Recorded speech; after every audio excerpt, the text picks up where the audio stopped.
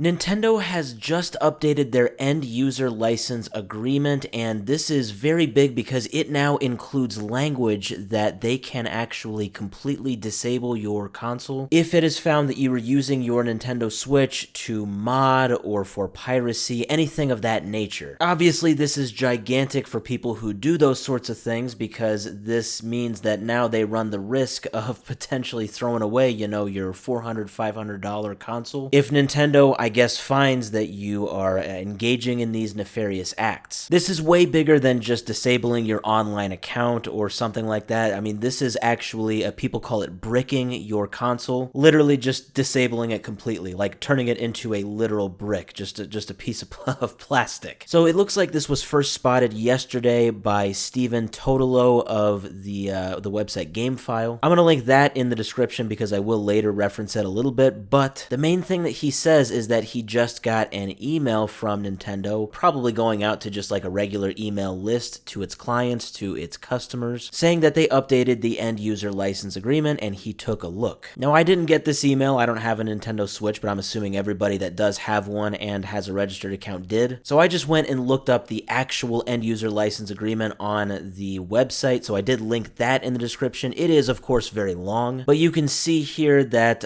yes, they did update it May of 2025, it says. Now, obviously, Nintendo isn't going to say what changed just point blank in layman's terms. They're not going to TLDR, what they did. So to simplify it, to kind of see what they changed, the writer from GameFile, Steven, he included Nintendo's old end user license agreement, which was effective since April of 2021. Obviously, this isn't the whole thing, but this is just the part that ended up getting changed, which we will talk about. But the old agreement did say, quote, "You are not allowed to lease, rent, sublicense, publish, copy, modify, adapt, translate, reverse engineer, decompile, or disassemble all or any portion of the Nintendo account services without Nintendo's written consent or unless otherwise expressly permitted by applicable law." Okay, so yeah, very simple. It's just basically saying, you can't mod, you can't pirate stuff. You gotta behave yourself, essentially. You just gotta use the Nintendo Switch the way that it was intended, and that's it. But you'll notice there really isn't any language of,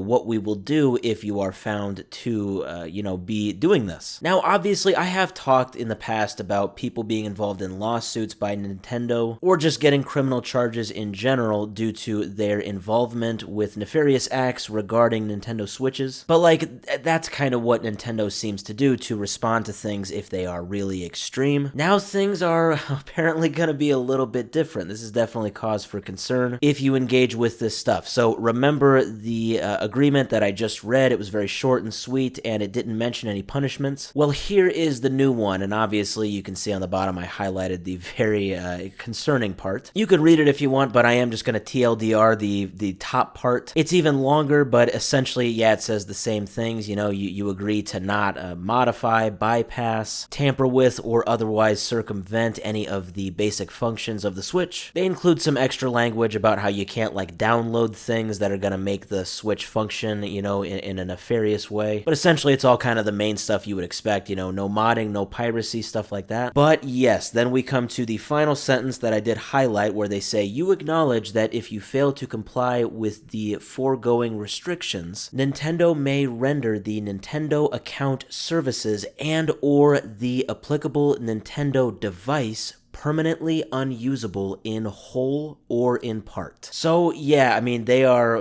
pretty much putting it in black and white here that they can give you the old red ring of death intentionally if you are found to be engaging in these activities. Yeah, they can just completely disable your hardware. They can brick it, as people are saying. I can only imagine that this is going to lead people who mod and pirate to probably do a lot of stuff offline with their Switch, because if your console is offline, then how are they going to be able to tell that you are doing this sort of thing? But still, even with that, there are people who are going to get caught. Maybe they don't take it very serious. Maybe they keep their Switch online. I am very, very curious how many Nintendo Switches will get bricked after this, especially as we go forward into the Nintendo Switch 2 era. I can only imagine that this will apply to the Switch 2 when it comes out next month on June 5th. If this new agreement extends to the Switch 2, which I am absolutely sure that it will, then we're going to hear some very interesting stories, unfortunately from people who are going to be, laying down $500 for a Switch 2, and then maybe one of the first things they do is they,